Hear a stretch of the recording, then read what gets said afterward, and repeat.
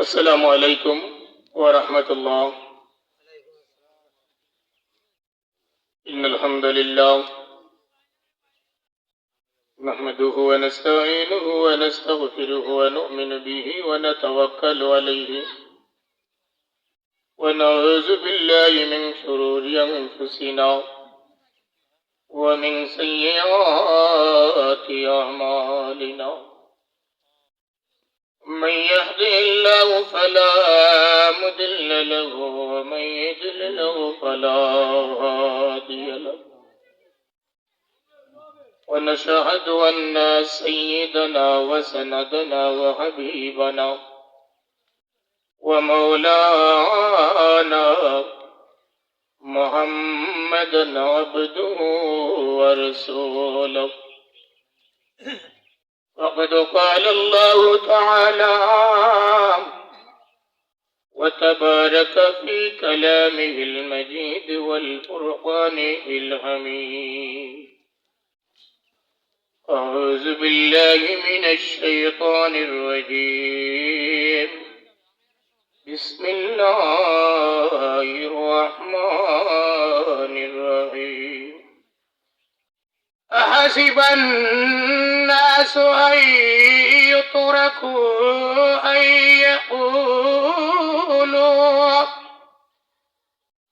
يقولوا آمنا وهم لا يفتنون. صدق الله العظيم. وبشان حبيبي مخبرا وآمرا إن الله وملائكته يصلون على النبي يا أيها الذين آمنوا صلوا عليه وسلموا تسليما. اللهم صل مولانا محمد وعلى آل سيدنا مولانا محمد. اللهم صل على سيدنا مولانا محمد وعلى آل سيدنا مولانا محمد. لا إله إلا الله محمد رسول الله صلى الله عليه وسلم. الحمد لله. تجربوا الحمد لله. تجربوا سبحان الله. الحمد لله. لا إله إلا الله. الله أكبر. الله أكبر. الحمد لله. ঐতিহ্যবাহী জুড়ি উপজেলার জয়ফন্দেগড় ইউনিয়নের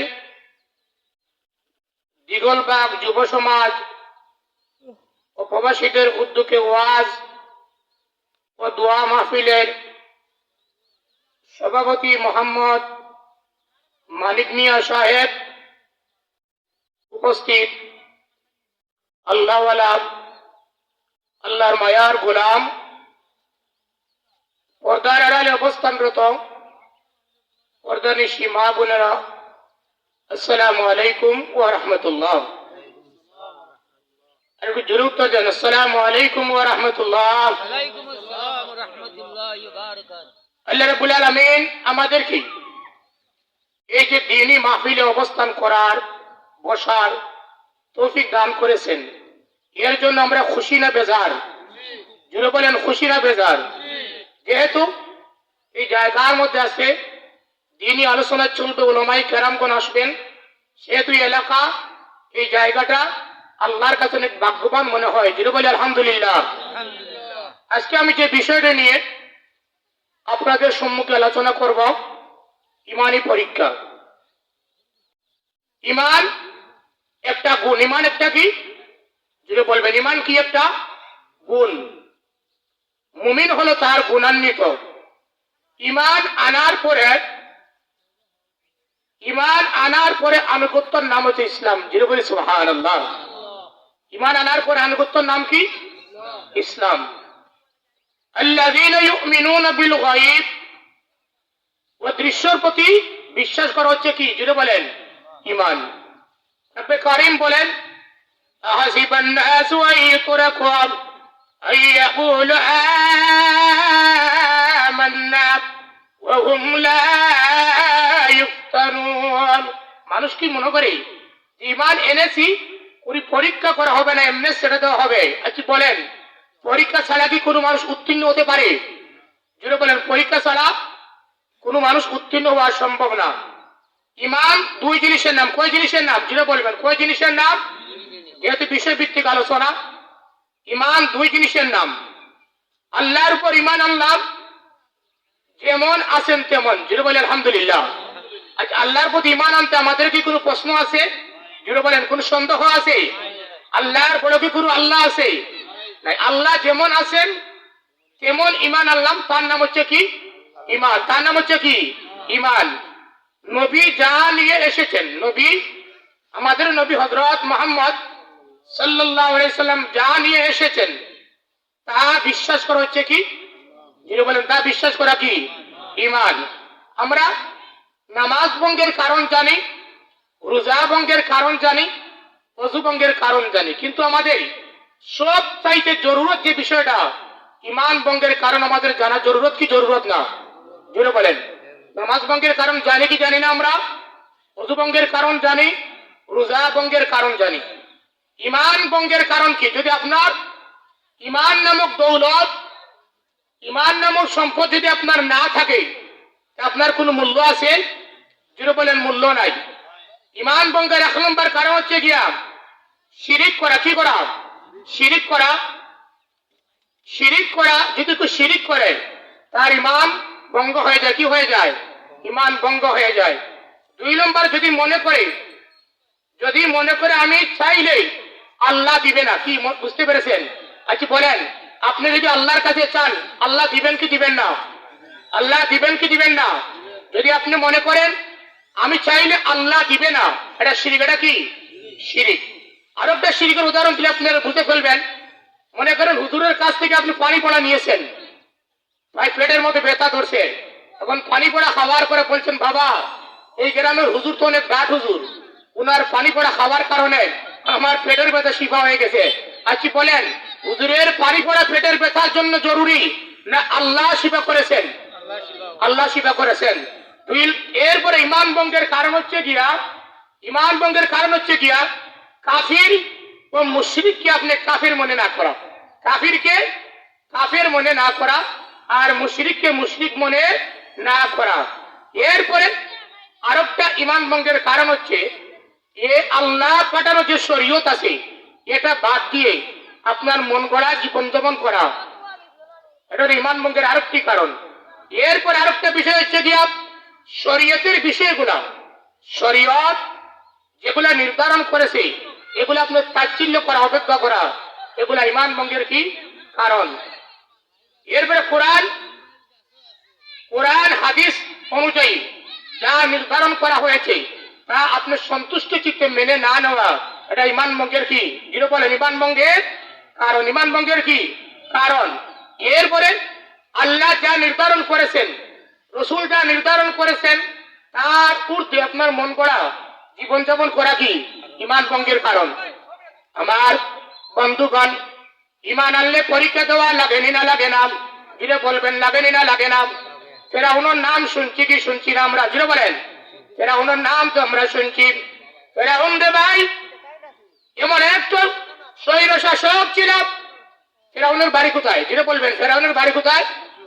তুরস্ক। ফেরাউনের বাড়ি কোথায়? তুরস্ক। তুরস্কের মধ্যে যখন ছিল তার নাম ছিল বলকিয়া। নাম কি ছিল? বলকিয়া। আর এক নাম ছিল কাবুস, এক নাম ছিল রামশিস। আর মিশরের যখন আঙ্গুল ফুলে কলা গাছ হয় তখন তার নাম হচ্ছে কি ফেরাউন। ফেরাউন এমন একটা পার্সন যে 400 বছরের ভিতরে তার একদিনও জ্বর সর্দি হয় নাই। কি হয় নাই? জ্বর সর্দি হয় নাই। মুসা কালিমুল্লাহ আল্লাহর প্রশ্ন করলেন, আল্লাহ আমার বিরুদ্ধে এই ফেরাউন সংগ্রাম করে, আপনার বিরুদ্ধে সংগ্রাম করে, আল্লাহ আপনি তার প্রতি আযাব আর গজব দেন না কেন? আল্লাহ বললেন, রে এ মুসা, মুসা ফেরাউনের প্রতি আমি আযাব আর গজব না দেওয়ার কারণ হচ্ছে গিয়া ফেরাউন তার রাজদরবারের গেটের মধ্যে বিসমিল্লাহির রহমানির রহিম রে পাথরের মধ্যে খোদাই করে তার গেটের মধ্যে লিখে রাখছে, এই বিসমিল্লাহির রহমানির রহিম লেগে থাকার কারণে আমি আল্লাহ 400 বছর ধরে ফেরাউনকে আযাব আর গজব আমি দেই না। এই ফেরাউনের মেয়ের দাসী হাদিস শরীফের মধ্যে আছে ভাই, মাসেদা, তার নাম কি? মাসেদা। আর স্বামীর নাম হয়েছে ইসকিলিমানি পরীক্ষা। আমরা মনে করি ভাই ইমান আনলে কি পরীক্ষা দেওয়া লাগে না? ইমান আনলে পরীক্ষা দেওয়া লাগে। দেখেন ভাই, যার ইমান যত বেশি পরীক্ষিত তার ইমান তত বেশি তাজা। জুড়ে বলি আল্লাহু আকবার। তার নজির আজ জমানা থেকে বর্তমান জমানা পর্যন্ত উলামায়ে কেরাম আল্লাহ ওয়ালা যখন জেলখানার ভিতরে বন্দী হয়ে যায়, জেলখানা থেকে যখন বের হয়ে যায়, জালিমের নির্যাতন থেকে যখন রেহাই পেয়ে যায়, তার ইমানের যোদ্ধা বাড়েনি না কমে? জুড়ে বলেন বাড়েনি না কমে? ফেরাউনের মেয়ে দাসী মাসেদা একদিন ফেরাউনের মেয়ের চুল আশ্রয়িতেছিল। এমন সময় চিরুনিরা হাত থেকে মাটির মধ্যে পড়ে গেছে। এমন সময় ফেরাউনের মেয়ের দাসী মাসেদা বলল, আল্লাহ আপনাকে যারা লা শরীক মানে না তাকে যেন আপনার গজব দ্বারা ধ্বংস করে দেন। ফেরাউনের মেয়ে বড় খুশি হলো যে ফেরাউন তো বলতো কি? ফেরাউন বলতো আনা রাব্বুকুমুল, যেটা বলেন কি বলতো? আনা রাব্বুকুমুল আলা, আমি তো সব চাইতে বড় বড় প্রভু। কি বলতো? ফেরাউনে বলতো। ফেরাউনের মেয়ে বলছে, কি রে মাসেদা, তুই কি বলছ যে আমার বাবাকে যারা খোদা মানে না তারা কি আল্লাহর গজব দ্বারা ধ্বংস হয়ে যেত? মাসেদা বলে, এ ফেরাউনের মেয়ে, তোর বাবার খোদা আমার খোদা তোর খোদা, তামাম সৃষ্টি জগতের খোদা রব্বুল আলামিন আল্লাহু ওয়াহিদুল কাহার। এক আল্লাহকে যারা খোদা মানে না তাদেরকে যেন আল্লাহ তার গজব দিয়া ধ্বংস করে দেয়। আর কি বলেন ভাই, আমাদের রিজেকের মালিক কে? যেটা বললেন বাচ্চা দেওয়ার মালিক কে? জমিনের মধ্যে দাম দেওয়ার মালিক কে? সব কিছুর ক্ষমতার মালিক কে? আমাদের হায়াত মৌতের মালিক কে? বৃষ্টি দেওয়ার মালিক কে? কিয়ামতের মালিক কে? আরো জুড়ে বলেন কে? আল্লাহ হাবিব বলছেন, মদিনার ইমাম মালিক রহমতুল্লাহ আলাইহি আল্লাহ রাসূলকে বললেন, মাতা আমুত ইয়া রাসূলুল্লাহ, ইয়া রাসূলুল্লাহ আমার মরণ কখন হবে? আল্লাহ রাসূল স্বপ্নে 5 আঙ্গুল দেখালেন। কয় আঙ্গুল? 5 আঙ্গুল। ইমাম মালিক আল্লামা ইবনে সিরিনের কাছে খবর পাঠাইলেন যে এই স্বপ্নের তাবিরটা বলার জন্য। আল্লামা ইবনে সিরিন বললেন, আল্লাহ রাসূল 5 জিনিস সম্বোধন করে বলছেন, 5 জিনিসের খবর আমি মুহাম্মদুর রাসূলুল্লাহ জানি না। কি জানি না? জানি 1 নম্বর হচ্ছে কি আপনার মরণ কখন হবে, হায়াত মত, আপনার রিজেক, কিয়ামত কখন হবে, এরপরে সন্তান ছেলে হবে কি মেয়ে হবে, বৃষ্টি কখন হবে, জানেন কে? জানেন কে? একটু দুরূদ শরীফ পড়ি আমরা, আল্লাহুম্মা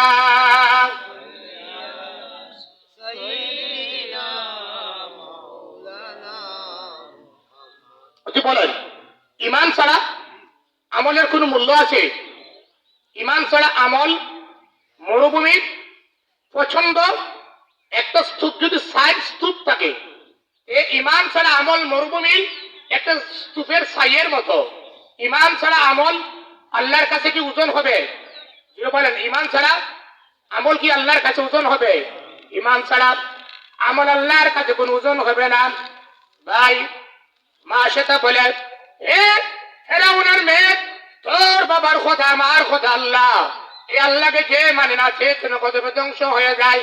ফেরাউনের মেয়ে তার বাবা আসার পরে বলল, বাবা, এ বাবা, এতদিন ধরে আপনি জুলুম নির্যাতন চালাচ্ছেন, কিন্তু আপনার রাজ দরবারের মধ্যে আমার চাকরানি মাসেদাই বলে এই ফেরাউনের মেয়ে যে আল্লাহকে এক আল্লাহ মানে না, সে যেন কত ধ্বংস হয়ে যায়।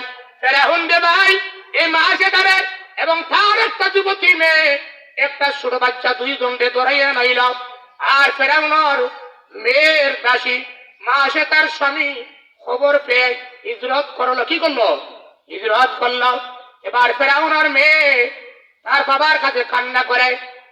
ফেরাউন তার পুলিশ বাহিনী দিয়ে মাসেতাব এবং তার দুই মেয়েকে গ্রেফতার করে নিয়ে আসলাম। এবার ফেরাউন বলবে, হে মাসেতাব, আমাকে তুই আল্লাহ মান। কি বলে? আমাকে তুই আল্লাহ মান। ভাই, এই যে বুট আসছে, ইমান যাচাই করা যায় কি যায় না? যেটা বলেন, যায় কি যায় না? ইমান 500 টাকা দামে বিক্রি হয় না 1000 টাকা দামে বিক্রি হয়? বুট আসলে বোঝা যায় কি যায় না? বলেন বলেন, যায় কি যায় না? যায়। তাহলে ভাই, এই মাসে তাই বললো, হ্যাঁ ফেরাউন, আমি তোর খোদা মানবো না। তোর আল্লাহ আমার আল্লাহ, তামাম জগতের আল্লাহ, আল্লাহ ওয়াহিদুল কাহ্হার। তুই তো খোদাওয়ার যোগ্য না, তুই খোদাওয়ার যোগ্য না। এবার ফেরাউনে বললে তার জল্লাদ বাহিনীর এটা গরম পাতিলার মধ্যে থল গরম করা।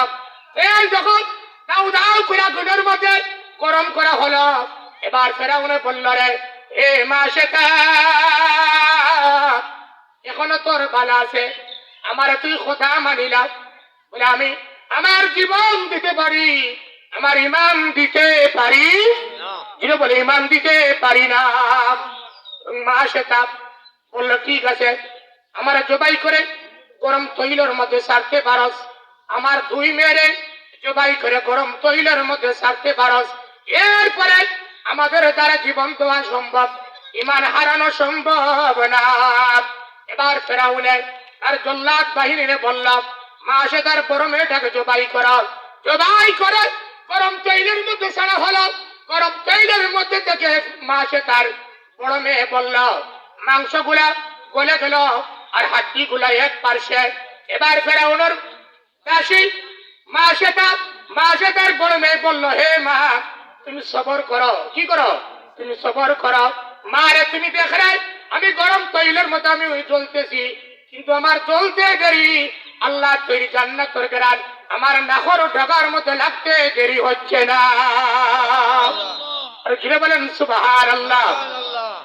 এবার ফেরাউনে বলল, হে মাসেতাব, এখন তোমার ছোট মেয়েকে জবাই করা হবে, আমার প্রতি ঈমান আনো, আমারে তুমি খোদা মানো, তোমার ছোট মেয়েকে জবাই করা হবে। বলে, হে ফেরাউন, আমার জবাই করা হয়, আমার বড় মেয়েকে জবাই করে ফেলেছ, এখন যদি আমার ছোট্ট মেয়েকে জবাই করে তুমি যদি তুমি গরম তৈলের মধ্যে ছেড়ে দাও, এরপর আমি তোমার প্রতি ঈমান আনবো না। এবার ফেরাউনে তার জল্লাদ বাহিনীর অর্ডার করলো, মাসেতাব দুধর বাচ্চাকে জবাই করে গরম তৈলের মধ্যে ছেড়ে দিল। এবার ছোট বাচ্চারে ভাই গরম তৈলের মধ্যে মাংসগুলা সবগুলা গলে ছারখার হয়ে গেল। এরপরে গরম তৈলের মধ্যে থেকে জবাব আসলো, হে মা, ইমান হারা হয় না। এবার জিরে বলে আল্লাহু আকবার। আরে জিরে বলি আল্লাহু আকবার। আল্লাহু আকবার এটা কি দলীয় স্লোগান না ইসলামের স্লোগান? জিরে বলেন, জিরে বলেন, তার জিরে বলেন, নারে তাকবীর, নারে তাকবীর। এটা কি দলীয় স্লোগান না ইসলামের স্লোগান? জিরে বলেন, ইসলামের স্লোগান। যারা বলে নারে তাকবীর আল্লাহু আকবার দলীয় স্লোগান, এটার ইমানের মধ্যে দুর্বলতা আছে কি নাই? জুড়ে বলেন, আছে কি নাই? তাই এবার ফেরাউনে মাসেদার ছোট্ট মেয়েকে জবাই করে গরম তৈলের মধ্যে ছেড়ে দিলাম। বাচ্চাটা বলবো, মা তুমি সবর করো, মা ইমান হারা হয় না, ইমান হারা হয় না। মা তুমি দেখছো আমি গরম তৈলের মধ্যে, কিন্তু গরম তৈলের মধ্যে জান্নাতুর আরামায়ের আমার বুক করতে দেরি হচ্ছে না। এবার ফেরাউন বলে, মাসেটা এখনো ভালো আছে, তুই আমার খোদা মান। মাসেটা বললে, ফেরাউন মুসলমান কি জিনিস তুই জানোস না? মুসলমানকে যত ইমানের চাপ দেওয়া যায় তত ইমানের বিস্ফোরণ ঘটে। একটু জোরে বলি আল্লাহু আকবার। আরে জোরে বলি আল্লাহু আকবার। মুসলমানকে যত নির্যাতন করা যায়, যত নিপীড়ন করা যায়, তত তত মুসলমানের ইমান বাড়ে কি কমে? বাড়ে। বাড়ে কি কমে? ইমান বাড়ে। এবং মা সেটা বলল, ফেরাউন আমি তখন বুঝতে পেরেছি তুই আমাকে কি করবে, আমাকে তুই জবাই করে গরম তৈলের মধ্যে ছেড়ে দিবে, তবে একটা অনুরোধ তোর কাছে। বলে কি? বলে আমার দুই মেয়েকে তুই গরম তৈলের মধ্যে ছেড়ে তুই জ্বালাইয়া সারখার করে ফেলছ, মাংসগুলা গলে গেছে, হাড্ডিগুলা এই কড়াইয়ের মধ্যে আমারও শুধু জবাই করে গরম তৈলে ছেড়ে দিবে, তবে একটা অনুরোধ। বলে কি? বলে আমার দুই মেয়ের হাড্ডি এবং আমার হাড্ডি গুলা এক কবরের মধ্যে দাফন করবে। রাম মনে মনে ভাবল, তিনজনের কবর করে আবার তিনটা কবর খনন করা কষ্ট, তাহলে ঠিক আছে এক কবরের মধ্যে খনন করে রাখবো। ভাই আমরার নবী মুহাম্মদুর রাসূলুল্লাহ মেরাজ শরীফ যেমন গমন করেন, বাইতুল মুকাদ্দাস যাওয়ার আগে বললেন ভাই জিবরাইল জান্নাতের মধ্যে চলে আসলাম নাকি? বলে ইয়া রাসূলুল্লাহ জান্নাত এখনো হাজার হাজার মাইল দূরে। তাহলে রে ভাই জিবরাইল আমার নাকের ডগার মধ্যে জান্নাতের ঘ্রাণ লাগে, জোরে বলি সুবহানাল্লাহ। জিবরাইল বললেন ইয়া রাসূলুল্লাহ এই যে আপনার নাকের ডগার মধ্যে জান্নাতের ঘ্রাণ লাগে, ইনি হচ্ছে ফেরাউনের মেয়ের দাসী মা শ্বেতা, এবং তার দুই মেয়ের হাড্ডিরে এক কবরের মধ্যে দাফন করা হয়েছে। আমার আল্লাহ এই মা শ্বেতা আর তার দুই মেয়ের কবর থেকে জান্নাতের ঘ্রাণ বাহির করে দিতেছে, জোরে বলি সুবহানাল্লাহ। আজ পর্যন্ত এই মা শ্বেতার কবর থেকে জান্নাতি ঘ্রাণ বাহির হয়, জোরে বলি সুবহানাল্লাহ। একটু জিকির করি সুবহানাল্লাহ, জোরে আলহামদুলিল্লাহ লা ইলাহা সুবহানাল্লাহ আলহামদুলিল্লাহ। লা ইলাহা। আমাদের ইমান বিশুদ্ধ হতে হলে ভালো ইমান বা ভালো মুমিন কারা? এক নম্বর হচ্ছে ভালো ইমান। ভালো মুমিনের পরিচয় হচ্ছে গিয়া তার ইমান বিশুদ্ধ থাকতে হবে। কি থাকতে হবে? জিরো বলেন ইমান বিশুদ্ধ থাকতে হবে। দুই নম্বর হচ্ছে গিয়া নামাজ কি করতে হবে? পাঁচ ওয়াক্ত নামাজগুলো যত সময় আদায় করতে হবে। তিন নম্বরে হালাল উপার্জন থাকতে হবে। চার নম্বরে আচরণ ভালো থাকতে হবে। পাঁচ নম্বরে মৌলিক ফরজগুলা মানতে হবে। জোরে বলি সুবহানাল্লাহ, আরে জোরে বলি সুবহানাল্লাহ।